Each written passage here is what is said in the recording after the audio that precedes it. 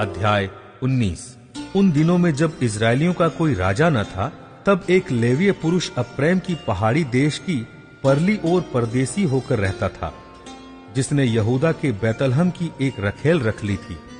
उसकी रखेल व्यभिचार करके यहूदा के बैतलहम को अपने पिता के घर चली गई और 4 महीने वहीं रही।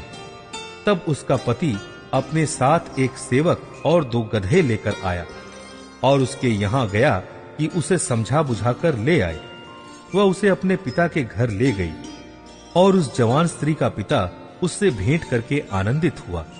तब उसने ससुर अर्थात उस स्त्री के पिता ने विनती करके उसे रोक लिया और वो 3 दिन तक उसके पास रहा। इसलिए वे वहां खाते पीते टिके रहे। चौथे दिन जब वे भोर को सवेरे उठे और वो चलने को हुआ, तब स्त्री के पिता ने अपने दामाद से कहा, एक टुकड़ा रोटी खाकर अपना जी ठंडा कर, तब तुम लोग चले जाना।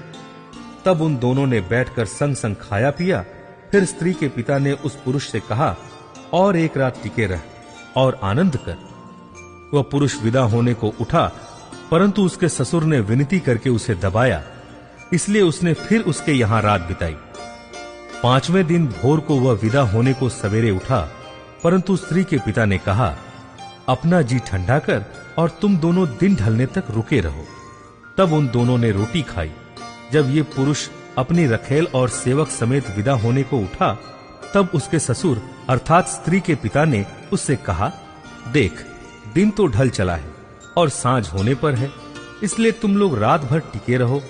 देख, दिन तो डूबने पर है, इसलिए यही आनंद करता हुआ रात बिता और सवेरे उठकर अपना मार्ग लेना और अपने डेरे को चले जाना। परंतु उस पुरुष ने उस रात को टिकना न चाहा, इसलिए वह उठकर विदा हुआ और काठी कसे हुए 2 गधे और अपनी रखेल संग लिए हुए यबूस के सामने तक, जो यरूशलेम कहलाता है, पहुंचा। वे यबूस के पास थे और दिन बहुत ढल गया था कि सेवक ने अपने स्वामी से कहा, आ, हम यबूसियों की इस नगर में मुड़कर टिकें। उसके स्वामी ने उससे कहा, हम पराए नगर में जहां कोई इजरायली नहीं रहता न उतरेंगे, गीबा तक बढ़ जाएंगे।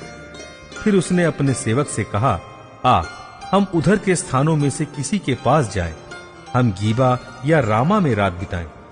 और वे आगे की ओर चले और उनके बिन्यामीन की गीबा के निकट पहुंचते पहुंचते सूर्य अस्त हो गया, इसलिए वे गीबा में टिकने के लिए उसकी ओर मुड़ गए और वो भीतर जाकर उस नगर के चौक में बैठ गया, क्योंकि किसी ने उनको अपने घर में न टिकाया। तब एक बूढ़ा अपने खेत के काम को निपटाकर सांझ को चला आया। वो तो अप्रैम के पहाड़ी देश का था और गिबा में परदेसी होकर रहता था, परंतु उस स्थान के लोग बिन्यामीनी थे। उसने आंखें उठाकर उस यात्री को नगर के चौक में बैठे देखा और उस बूढ़े ने पूछा, तू किधर जाता है और कहां से आता है? उसने उससे कहा, हम लोग यहूदा के बैतलहम से आकर एप्रैम के पहाड़ी देश की परली ओर जाते हैं। मैं तो वहीं का हूं और यहूदा के बैतलहम तक गया था और अपने घर को जाता हूं, परंतु कोई मुझे अपने घर में नहीं टिकाता। हमारे पास गधों के लिए पुआल और चारा भी है, और मेरे और तेरी इस दासी और इस जवान के लिए भी, जो तेरे दासों के संग है, रोटी और दाख मधु भी है। हमें किसी वस्तु की घटी नहीं है। बूढ़े ने कहा, तेरा कल्याण हो, तेरे प्रयोजन की सब वस्तुएं मेरे सिर में हो, परंतु रात को चौक में न बिता। तब वह उसको अपने घर ले चला और गधों को चारा दिया। तब वे पांव धोकर खाने पीने लगे। वे आनंद कर रहे थे कि नगर के लुच्चों ने घर को घेर लिया और द्वार को खटखटा कर घर के उस बूढ़े स्वामी से कहने लगे, जो पुरुष तेरे घर में आया है उसे बाहर ले आ, हम उससे भोग करें। घर का स्वामी उनके पास बाहर जाकर उनसे कहने लगा, नहीं नहीं, हे मेरे भाइयों, ऐसी बुराई न करो। ये पुरुष जो मेरे घर पर आया है, इससे ऐसी मूढ़ता का काम मत करो। देखो, यहाँ मेरी कुंवारी बेटी है और उस पुरुष की रखेल भी है। उसको मैं बाहर ले आऊंगा और उनका पत पानी लो तो लो और उनसे तो जो चाहो सो करो, परंतु इस पुरुष से ऐसी मूढ़ता का काम मत करो। परंतु उन मनुष्यों ने उसकी न मानी। तब उस पुरुष ने अपनी रखेल को पकड़कर उनके पास बाहर कर दिया और उन्होंने उससे कुकर्म किया और रात भर क्या भोर तक उससे लीला क्रीड़ा करते रहे और पौ फटते ही उसे छोड़ दिया। तब वह स्त्री पौ फटते ही जाके उस मनुष्य के घर के द्वार पर जिसमें उसका पति था गिर गई और उजियाले होने तक वहीं पड़ी रही। सवेरे उसका पति उठ घर का द्वार खोल अपना मार्ग लेने को बाहर गया तो क्या देखा कि उसकी रखेल घर के द्वार के पास डेवड़ी पर हाथ फैलाए हुए पड़ी है। उसने उससे कहा, उठ हम चलें।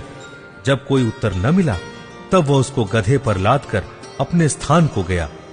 जब वह अपने घर पहुंचा तब छुरी से रखेल के अंग अंग अलग करके काटा और उसे 12 टुकड़े करके इजराइल के देश में भेज दिया।